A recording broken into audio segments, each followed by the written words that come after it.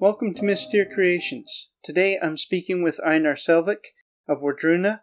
His work both honors his culture and builds upon it. This is why he's one of my favorite artists, and I hope you enjoy.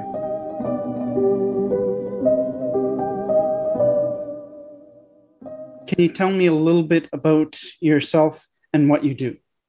Yeah, I can try. My name is Einar Selvik. I come from the western part of Norway, a small inland island called Osterøy, outside Bergen, the city of Bergen. I'm a musician and composer. I've worked with music since I was a small child, and been doing all sorts of musical styles for the first part of my career, you could say. I was working a lot within metal music, but for the last 20 years or so, I've sort of fully dedicated myself into making new music, where I utilize as historical and traditional Nordic instruments. And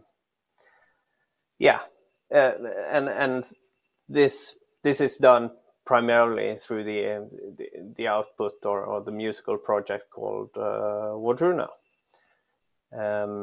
which I started working on Wardruna in the early 2000s, we released the first album in 2009,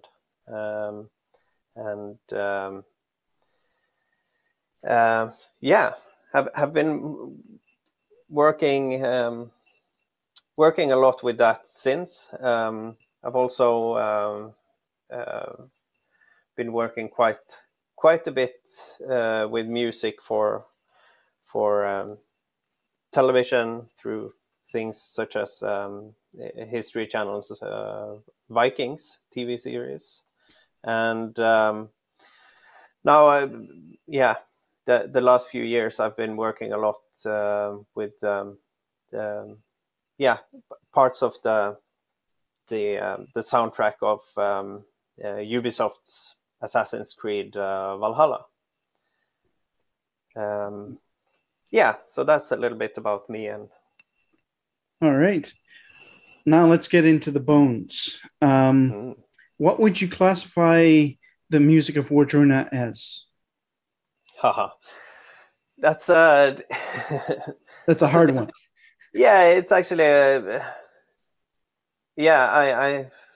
I find that difficult to sort of put a label on it, and in many ways we kind of created our own genre in a way. But it's not traditional music, and it's not necessarily to be viewed as historical music either, because it's about taking something old and creating something new. So it's like a skaldic type. Well, we do. Skaldic is more related to the old poetic traditions, and one of the albums we released through Wardruna, which is almost like a solo album with me. There I do kind of more skaldic performances, which would be more directed to like a more related to the poetry and perhaps more sparse. Just using a lyre and so on. This is more amplified in a way. The core of what Wardruna is more a more visual style of music, or cinematic style of music. I don't know, maybe Norse folk in a way. I can say folk because that's something that is very often based in some sort of tradition, and Moniker but fits. yeah, but it's also movable. It's something that that changes through the course of time, and of course, I I utilize. For me, it's not about recreating music from any specific time period. It's about I use instrumentation and techniques and thematics going back to the Stone Age and Bronze Age, Migration period, and so on, Viking Age, medieval times, and even modern input. So, yeah, as I said, it's about taking something old and creating something new. Excellent. Um, so with that, there's a spiritual element to it as well. At least that's what I feel when I'm listening to your music. Can you explain a little bit about your thoughts on that? Yeah, it is. Yeah, it is spiritual in I guess in many ways. It's about it's music that is more than just music. It's music, perhaps closely related to the old term world music, musica mundane, which where the thoughts behind the music is just as important as the music itself, in a way. Yeah. And of course, a lot of the thematics I'm singing about is to be considered spiritual in many ways. It's about exploring, the depths of the depths and the mysteries of both human nature and nature itself, and how we are connected to it, how we have a place in it, and so on. And of course, a lot of the music is based in or rooted in animistic ideas or worldviews, where yeah, you consider all life. You consider everything as something living, in a way. And yeah, so but at the same time, I have to say that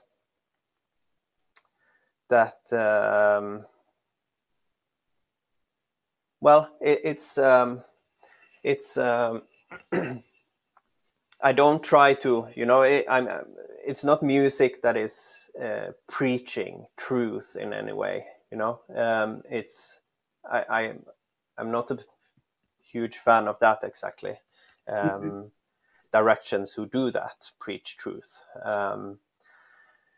So it's sort of not full of my own conceptions necessarily. Of course, they are my interpretations or our interpretations of various things, but at the same time, I find it very important to leave a lot of space for you, for the listener, to find your own version of it in a sense, and a lot of these themes are very much relatable, whether or not you're a spiritual or religious person or not, which is the case, I think, with a lot of these subjects and myths and traditions. It's basically about our relationship to nature, to each other, and to something that is bigger than yourself, whether it's you consider those things a spiritual thing or not. It's something you relate to in one way or another. An archetype. Yeah, in a way, it's there. It's everything. So it's something you can dive into in a spiritual way, but also in a philosophical way, and also in terms of how I write the lyrics.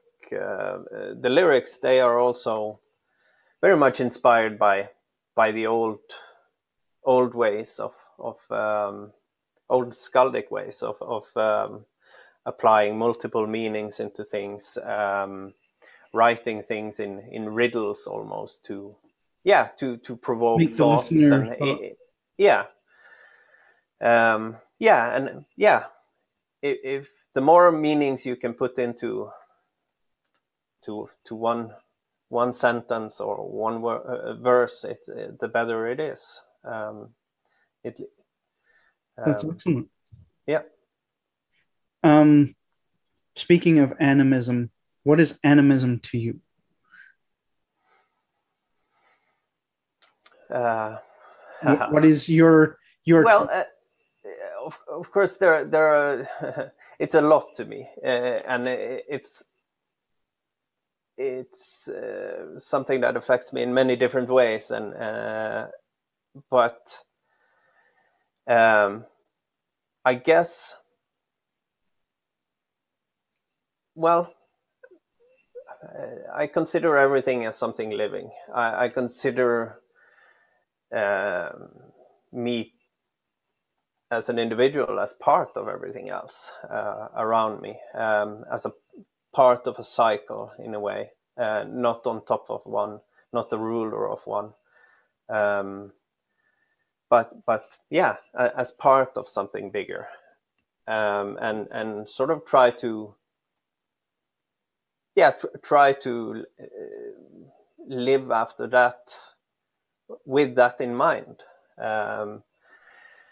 And that's, I said my music isn't preaching, but if it does carry like one single message, I would say that it kind of subtly promotes this idea that nature is something sacred, something. Pay attention to it. Yeah, I think things became problematic the second we as a species took the sacredness out of nature. That's when we then when this, and that happened a long time ago. Industrial age really kicked off more. Yeah, of course.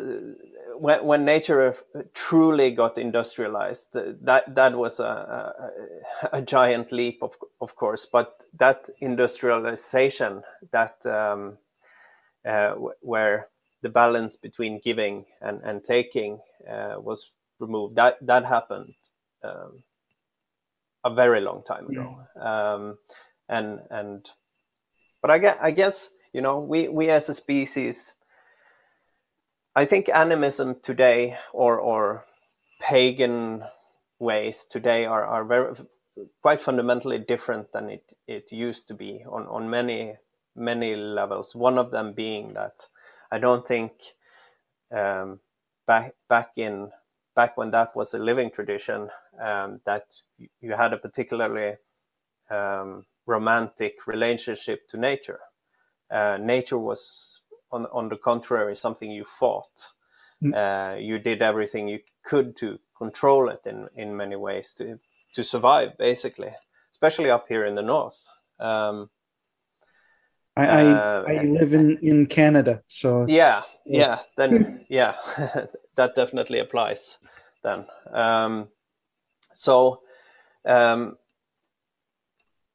Winter survival. But I guess that need to control our surroundings, that to create comfort, to create security, I think that kind of that drive is what put us where we are today, in many ways.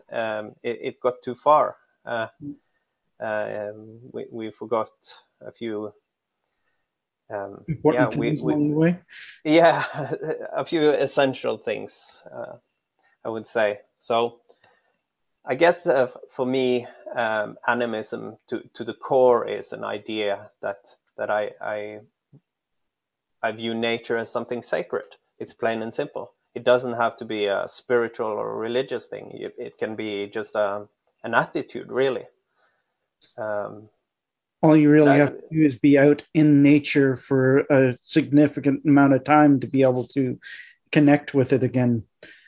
Nature is medicine for us, Yeah. especially in these times where we are so cut off from it in many ways, and I don't think that's a very natural thing, and it's so easy to forget, and for many people, yeah, that the presence of nature isn't really there if you live in a huge city or something like that. Yes. So, but even for people who do live in nature, it's yeah, we're as a whole, I would say we are not very much in connection with that, and not yeah, we kind of forgot the value of being part of nature.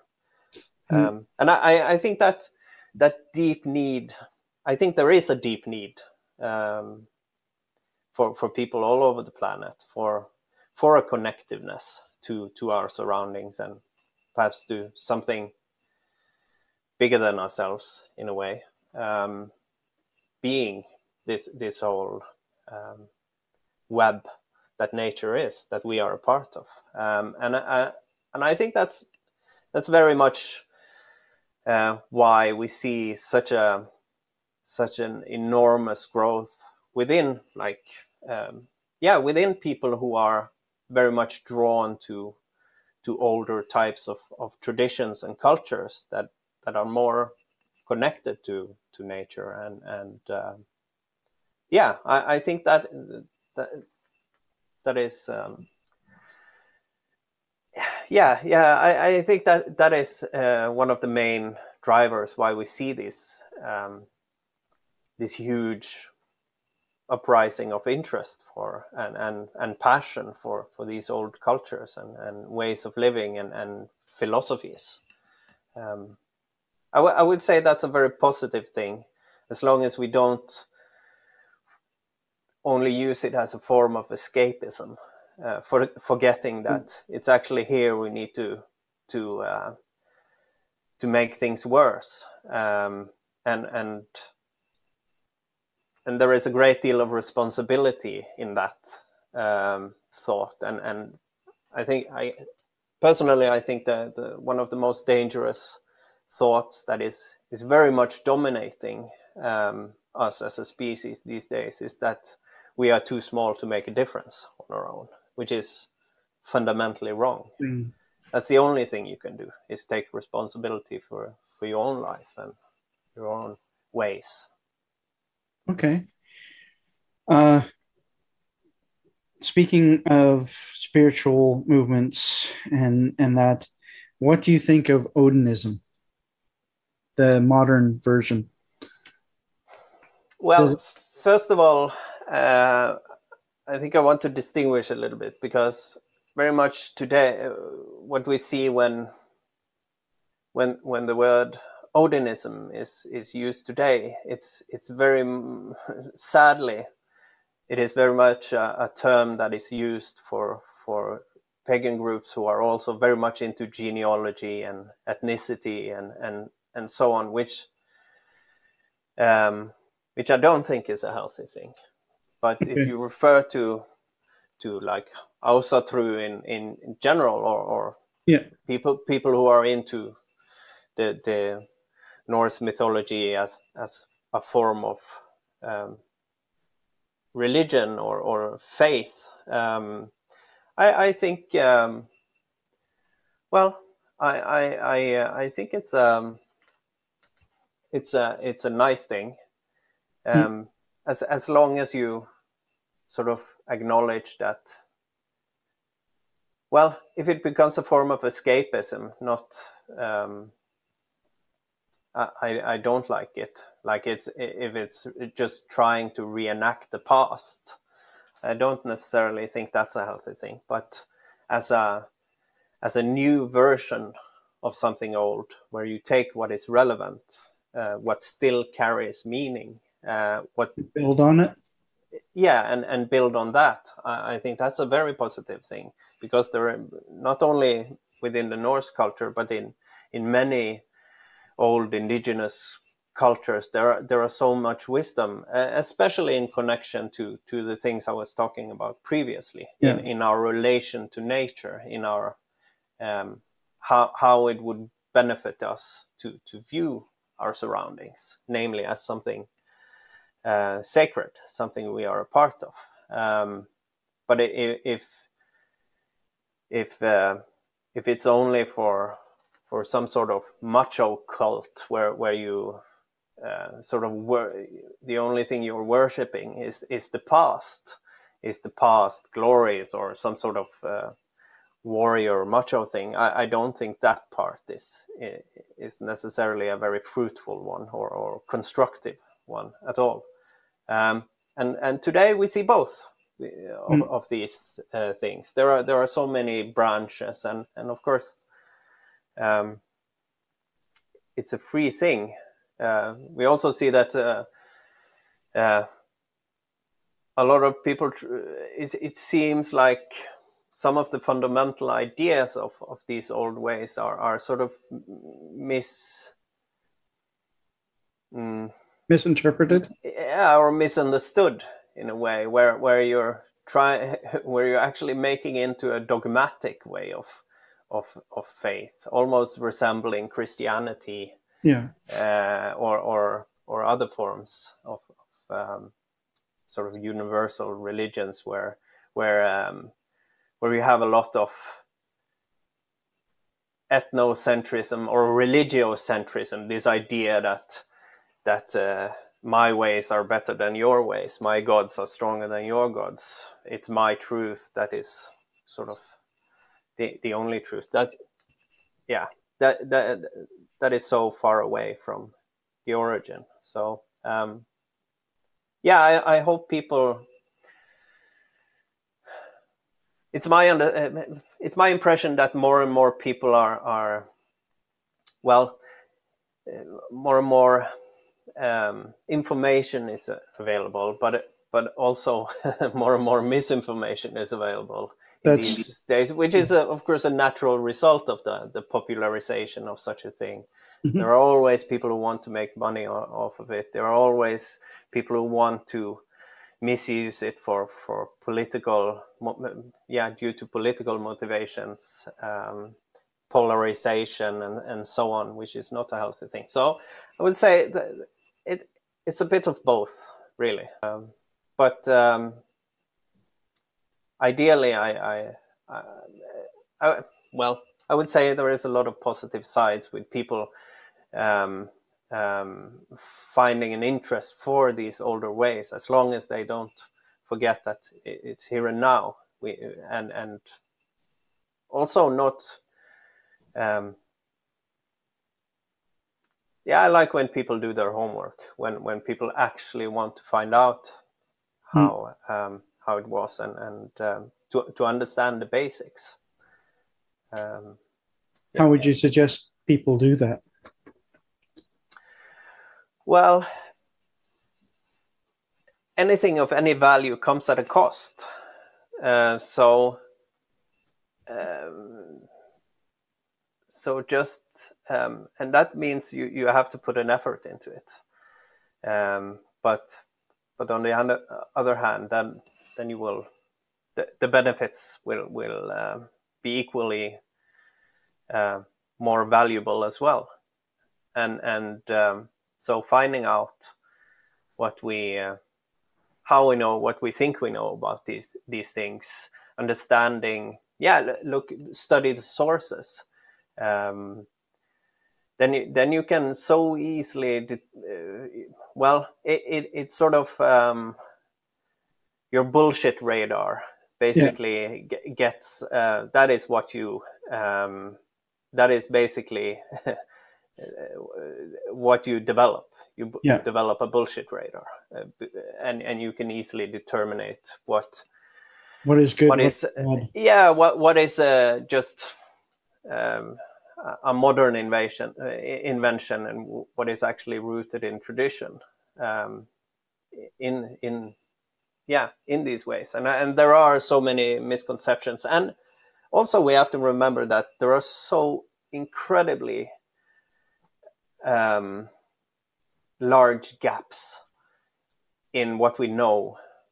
We only assume from this time period, and that those things are constantly being sort of rediscovered and rewritten, and so being some healthy skepticism and trying to study the sources is a good way to go. These days there are podcasts with quality people. There are many there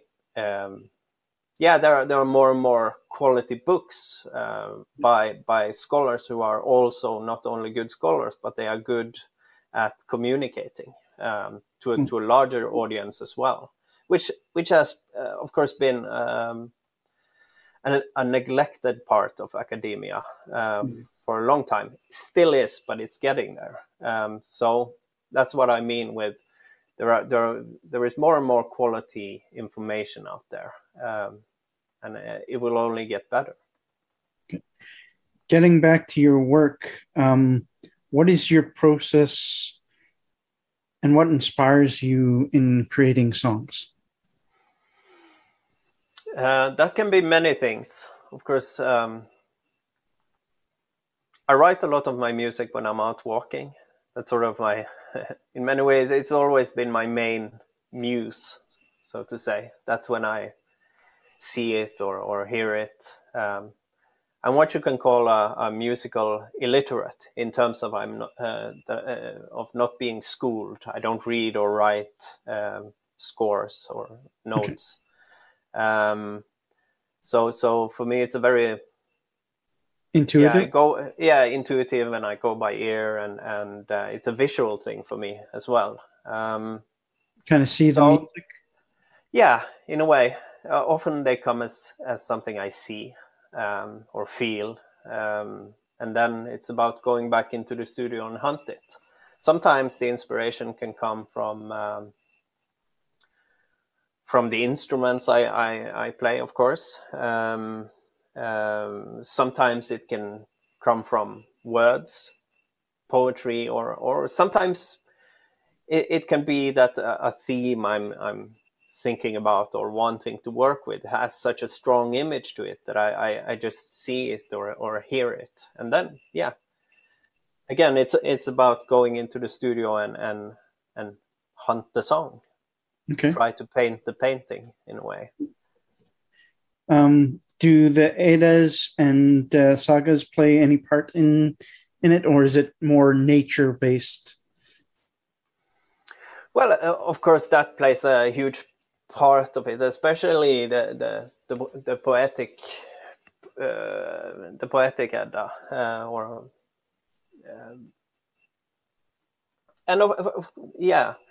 it's a huge source of inspiration, especially in terms of the lyrical part, being inspired by that tradition, which is both Eddic poetry and Skaldic poetry is something I have immense respect for. It's such a advanced poetic craft that I'm not even close to mastering that craft. But it's a huge inspiration, both in trying to follow these various poetic structures and rules, but also in the way they wrote in images. You know, this is a tradition that was born out of an oral society, so you have to remember the missing context when you read these poems. What is the missing context? You weren't supposed to read it. You were supposed to experience it in various ways. And of course, in an oral society, the old skalds knew that writing in images is a great tool for memory. So they tend to remember more by that. Yeah. So that is how they do it. Basically, they developed a system of kennings, of writing in images. Sometimes it's an image on top of an image, in a way, abbreviations, basically.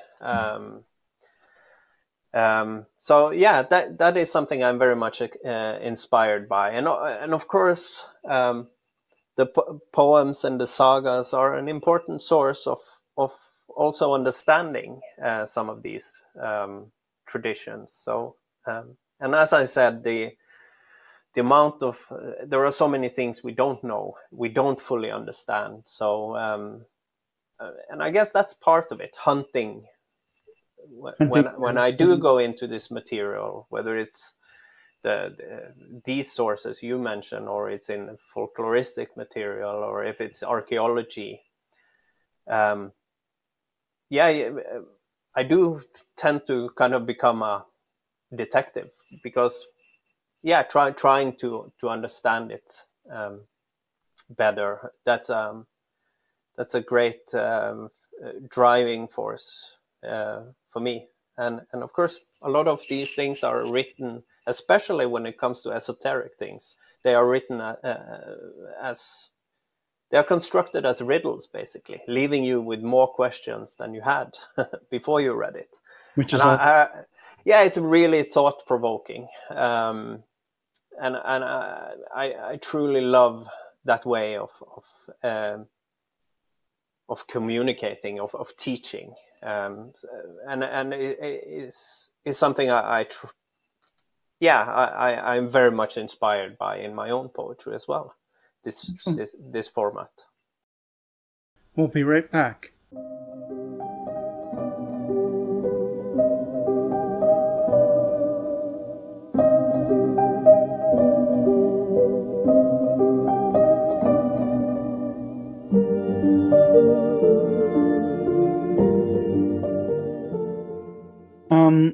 The next question is about the album. This is for a friend. He had a special experience with the White Raven album. What was your inspiration for that? Well, in many ways, it follows the same creative concept as the previous albums,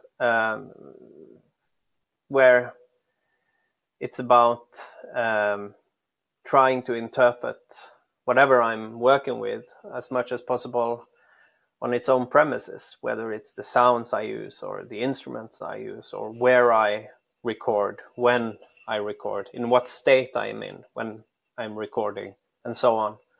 And also in terms of the thematics, it kind of wanders in the same realm as the previous ones. It's about it's about various animistic ideas and our relation to nature and so on. But I would say on this album, I kind of zoom more into the details, and it's an album that is perhaps more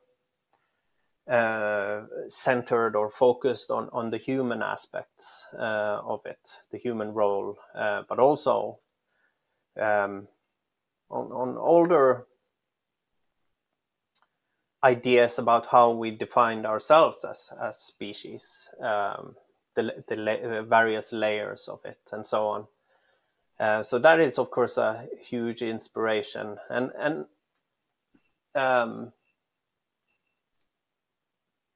our relationship to animal and to animal totems is also something that is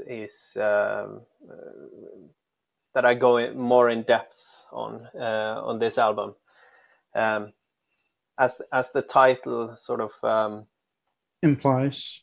Yeah, implies it's also about these sacred white animals that we see both here in the northern traditions, but also in indigenous and like in cultures all over the planet, whether it's the Native American cultures or and not only ravens. You have white elephants, lions, serpents, deer, moose, Bear. bear. We in Vancouver Island we have the spirit bear. Yeah, Vancouver Island. That's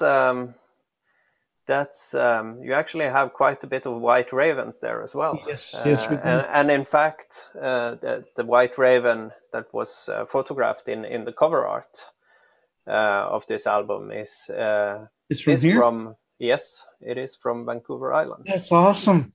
Yeah, so it's by a photographer. I can't remember his name off the top of my head, but beautiful images and beautiful animals.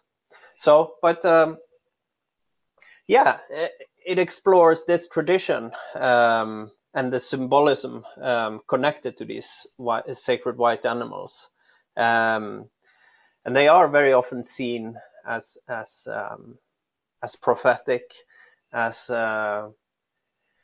bringing. As a bringer of change, as a bringer of enlightenment, very often. They come with some sort of wisdom. They are seen as creatures that move beyond this world and the other world, in a sense, between the living and the dead, or the divine and the earthly, in a sense. So that is part of what I'm exploring, but also the raven itself, and often say that if we here in the north at some point had a totem or a sort of a cultural totem, it would be the raven, I think. There are so many traditions connected to it. And it's also through myth. In many ways it's seen as the trickster. It's seen as the human embodiment within the animal realm or within nature. Through the myth of Odin's ravens. It's seen as the animal embodiment of the human mind and memory, in a way, which is also something I explore on this album. That's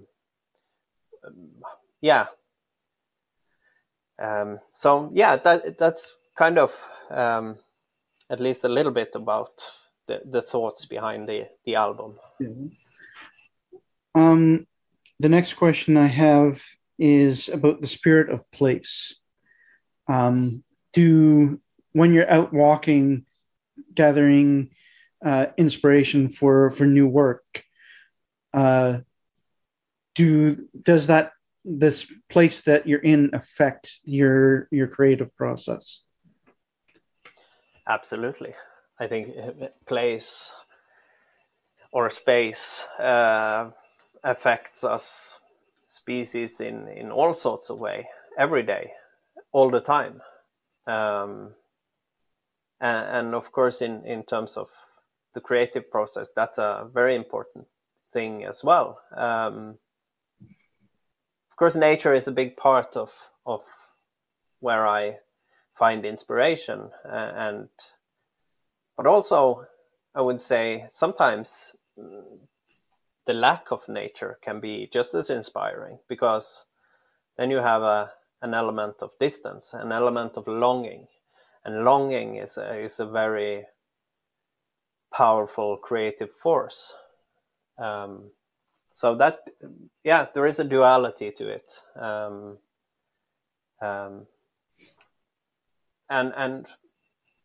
But place is very essential. And of course, very much core of animistic ideas as well. And I would say part of, well, if you go back in time to the older ways as well, the older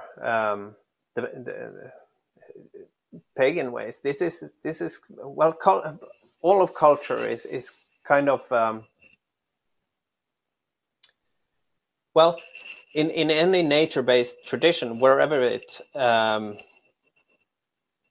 sort of wherever it has its roots, is shaped by its surroundings. It's shaped by its resources. It is your river, your access to the sea. It is your forest. It's your mountain.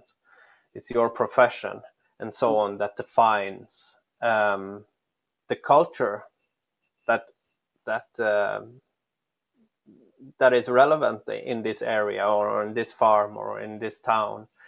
And it also what defines, again, your faith in these older nature-based religions. So place is very central, and this is kind of why they weren't threatened by other people's beliefs either, or even though it's in many ways a polytheistic belief system. But if you go to farm by farm or area by area, it's almost monotheistic, because each had their own sort of traditions connected to these things I mentioned. But they weren't threatened by other people's beliefs, because the neighbors' farms were, or the neighboring village, were defined by their own, by the very same parameter in a way. It wasn't a threatening thing, originally, at least. Okay. Going back to your instruments, the process of creating some of them, you had a hand in actually building some of them? Yeah, of course. When I started working on this many years ago, 20 or so years ago, the amount of knowledge and the amount of people who were actually using them or building them or whatever was very sparse, at least regarding some of them. So of course, in some of the cases, I either had to build it myself, or I had to have somebody build it for me, and I did both. And it was a long process of visiting museums, talking to archaeologists, talking to instrument builders, and to the handful of people who still were working with some of them, and of course in the cases where I were building them myself, it was a lot of trial and error.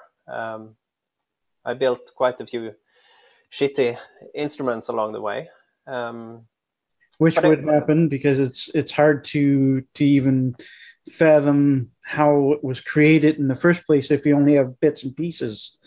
Yeah, of course, but then then comes the logics and so on into it. I guess, well, in all parts of my work, my approach has a duality to it, because I do the research in a scholarly manner, whether it's the instrument I use or the themes I'm working with. Digging into the sources as much as I can, standing on solid ground before I go into the more intuitive, creative processes. And I guess my advantage is just that I have both of these things, where the academia stops in providing, there starts the yeah, well, also a great deal of logics of performance, because they operate to a completely different set of logics than many other things. So I see that as a strength, and I can basically try out many of these hypotheses provided by scholars around the world on these things, and you can, in many cases, you can determine quite easily if there is any hold in them or not when applying the actual practical part of it, and I guess that part is why many people in academia is also acknowledging my work, because I do both. I have that other perspective, and also because I do what they do. I study the primary sources, and then I apply the other set or sets of logic and practicality to it. When you were learning to play the instruments, or teaching yourself to play these instruments,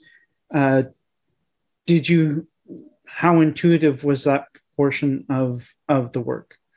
Well, right in the beginning, I was very much. I decided very early that I didn't want to hear any music ever played on them before I could get my hands on them. So, just because I wanted to approach it like a child, more intuitive, try and find the instrument's own voice rather than just applying my preconceptions of it, if you know what I mean. Yeah. In a way, the spirit of the instrument. Yeah, in a way. Yeah, the spirit or the voice or the logics, or all of and then of course later going into listening to other people's interpretations of them, and learning from that as well. But in the beginning, I was quite strict on those things, and I think that was, I'm very glad I did it that way. Let's put it like that. Do you feel it helped you kind of build on the knowledge that you had from the scholarly side? Yeah, absolutely. But I have to say this is an ongoing process. Yeah. I'm constantly learning things. I'm constantly gaining new understandings or deeper understandings of how things might have been, and seeing new potential and so on, and of course, the last 5 to 10 years, there has been an explosion in the interest for this musicology, for these instruments. Many people have started building them, and basically, they are basically revived in a sense. So, which is very interesting to see, and also from a practical point of view, I don't have time to make instruments anymore. So I'm very glad that there are more and more very skillful builders out there who can do a much better job than me as well. They have the background in the process of making them, that and your knowledge probably adds to what they can do, because they can look at what you need for performance and create to that. Have you ended up with some brand new instruments because of this? New in the sense of a modern version? Is that what you mean? Yes. Yeah, absolutely. And I think that's a very cool thing because, it's, um, um, well,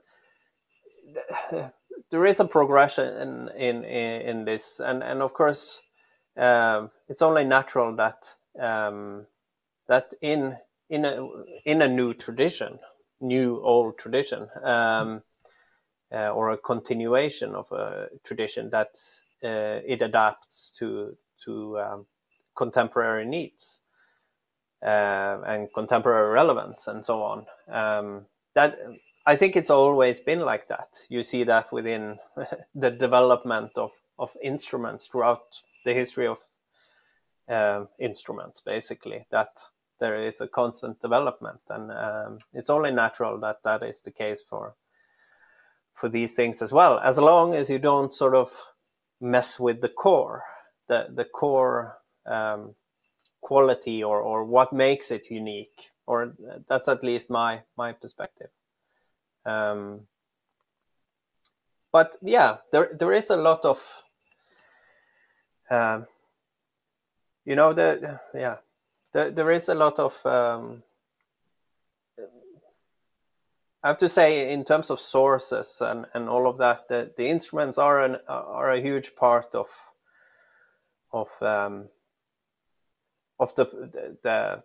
the process I'm doing when doing research as well. Because, of course, on one hand, you can say that, we can never know for sure what music sounded like in the Viking Age or in the Bronze Age or whatever, but we can actually say quite a lot. Yeah. For several reasons, when you start digging into it, and also start applying these various sets of logics to it. Some of the instruments have very well, they are very limited in what you can and cannot do on them. So to some of them are basically whatever you do, almost it could be considered quite close to something authentic. Mm-hmm. Some instruments there is a living tradition of using, and due to archaeological findings, we can even say that the tonality of certain instruments didn't change either the last at least 1500 to 2000 years. Mm-hmm. Some are completely locked to a set of notes, like the longhorns, the lure, mm-hmm. which we can for sure date back to Bronze Age. They are completely locked to the harmonic scale.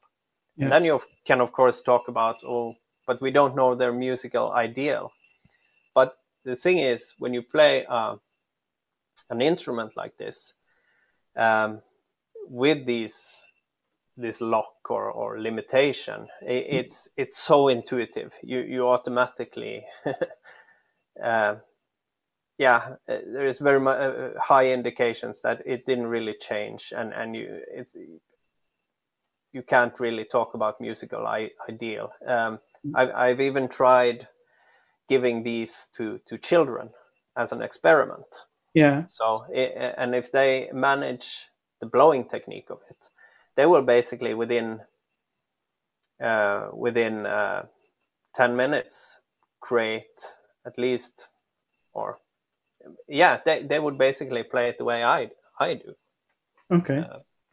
In a way. So point is, and then you of course also have the poetic tradition, which is also packed with musical information, rhythmical information, and so on, and that can also give us quite a few notes or hints on how it might have been. And then you revisit written sources, you visit that carries descriptions and so on, and you also go into the oldest part of the traditional material we have at hand, within the Nordic countries. There are so many clues to be found here and there. All of that being said, it's for me, it's it isn't important to. I'm not recreating the past in any case, but I do like to stand on solid ground and take sort of that my decisions are based on something solid in a way. Something real to kind of set the tone for the process. Yeah, in a way. Yeah, absolutely. Next question I have, which is my last question before the end of our interview. The Elder Futhark plays. I've heard other interviews with you where you expressed learning from them. How much have you been able to learn from those runes, and what is it very intuitive, or is it, do you base that from the same sort of scholarly background? Well, the runes are, first of all, the runes are very difficult. The runes are very mysterious. There are so many things, especially the Elder Futhark, or the Proto-Norse set of runes. And a lot of what we know is recent, and we are constantly learning new things about them as well.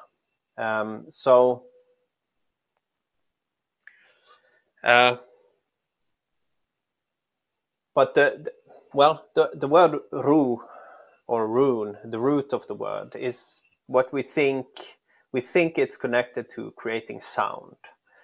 And in later language, like in Norse language, we also know that the word has multiple meanings. The word can mean, it can refer to the alphabet, or these written signs that has a phonetic sound to it. The word can mean a secret, or to whisper. It can mean knowledge, often connected to esoteric knowledge. It can mean a magical song. So there is a lot of context, and we also know, based on a handful of old runic poems, that they seem to also have a symbolic value to them. And I guess it's this symbolic value that I have been exploring through this trilogy, the Runaljod trilogy with Wardruna. And for me, it would be easier to take, for instance, the Old Norse runes in a way, because we know much more about them. So if you want to learn runes, don't start with the Elder Futhark, no matter how tempting it is to pick up all of these New Age books. They are all on the set of runes that we know the least about. So I would definitely start not in that. I would start with what you can confirm. Yeah, I would start, or at least something we know much more about. And I would start with learning how they work as a writing system, because that is very much at the core of understanding them as well. And many people, when they, I think many people who are interested in runes, they just skip that part. But it is actually very important to understand how they work, and the tradition of using them in writing. Many answers are there. But yeah, for me, nonetheless, I decided, for many reasons, to work with the Proto-Norse set of runes, the Elder Futhark. For me, they represent a much more complete system in a way, a complete circle. Mm-hmm. And also on a personal level, I'm not very fascinated by Viking Age, to be honest. It's a small part of a grander Yeah, it almost represents the downfall or a period of great change of people losing their ways on so many levels. So for me, it represented a more wholesome system that I could see, that I could tell the story I wanted to tell in a way. And I do see them as great images of various aspects of what I've mentioned several times in this interview, namely our relation to nature and to each other and to something that is bigger than yourself. For me, that is very much what you can find in these various symbols or poems connected to the runes. And for me, going deep into them, trying as much as I can to remain true to the sources as well as applying interpretation and filling the gaps also is a part of it. Has definitely been almost like felt like a initiation of some sort, and a deeper understanding of them as well. And I have to admit that my view on the runes is has profoundly changed many times in that process. And it's like the more I learn about them, the more I understand how little I know. And also understand how I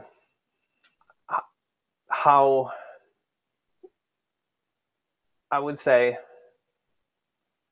misinformed or misunderstood they are in many ways. How in modern rune lore is I don't say it might work, and there's a lot of beautiful things and nice things to say about modern runic lore as well. But it is something different than the old way of using it, I would say. I'm quite certain of that. But times change. One last question. How has doing this project with all of the work that you've done affected or changed your life? Well, it has been, and it is a journey. It's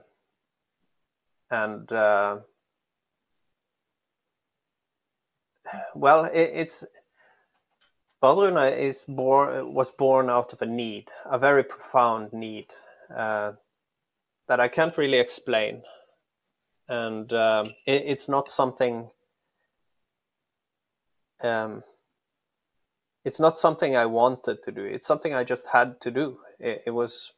I can't really explain it in any other way. Do you think some spirit was guiding you or giving you the push towards that? Yeah, I do think something deep within, or however you see it, were. Well, I think I have. Yeah, it's definitely a driving force there. Still is in many ways. There are so many things I still wanna say, and create sound to. So but yeah, I think I have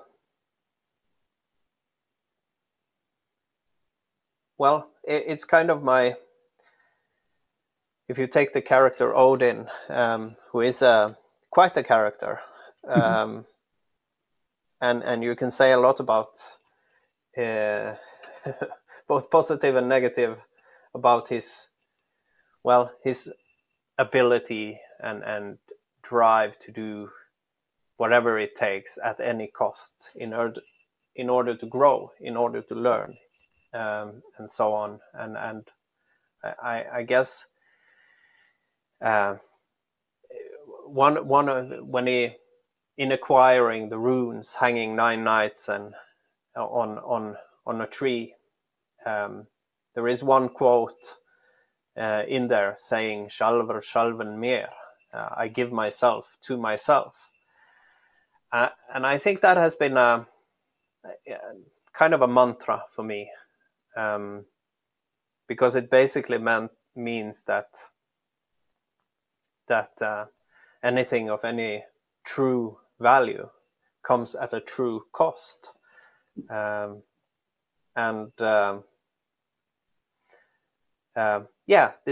this drive to grow and to learn,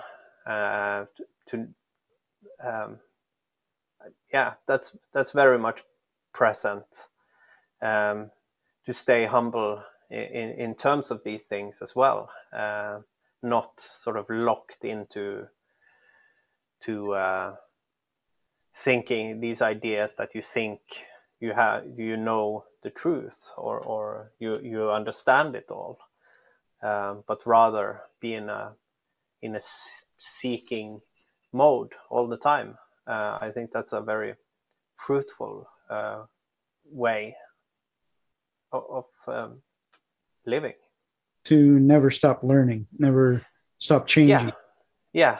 Don't we know nothing, and we can learn everything. Goes to the saying, the more I learn, the less I know. Yeah, exactly. And yeah, so, but yeah, there is no, in many ways, there is no separation between myself and the music I create. It's very personal on many levels, and it is part of my journey, part of my growth as a human being as well. Going deeper, every time, in a way, staying true to the core idea of what this project set out to be, in a way, the vessel I wanted it to be. And last question is actually more, what projects are you working on now that will come out in the next year or so? Well, it's a little bit too early to talk about that. Okay. But I'm always working, in a sense, whether it's recording or just contemplating or planning or and so I am my head is definitely on exploring new ideas, revisiting older ideas as well, hopefully I will start working on new music quite soon. Excellent. That's the plan, but it's too early to say anything about when and the specifics. It's quite a lot of work to come up with new songs and whatnot, and it takes time to get there. Yeah, and I've been very my writing with Wardruna, that's never something I rush into, or I want it to come from somewhere real. If you want to reach the heart of somebody, it needs to come from the heart. If you want to reach the spirit of somebody, it needs to come from the spirit, and so on. If you want to reach the compassion of people, it needs to come out of true compassion, and so on. So that is why I don't force these things. It needs to come natural. It needs to be genuine on all levels. Thank you very much for joining me. Pleasure was mine, sir.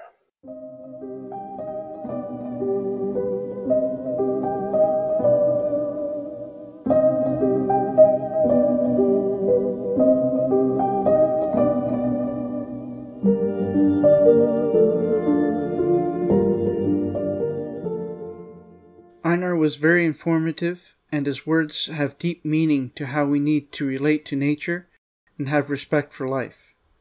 I hope you enjoyed this podcast. Please like, follow, and subscribe on whatever platform it is that you're following us on. Please take care, and we'll see you next time.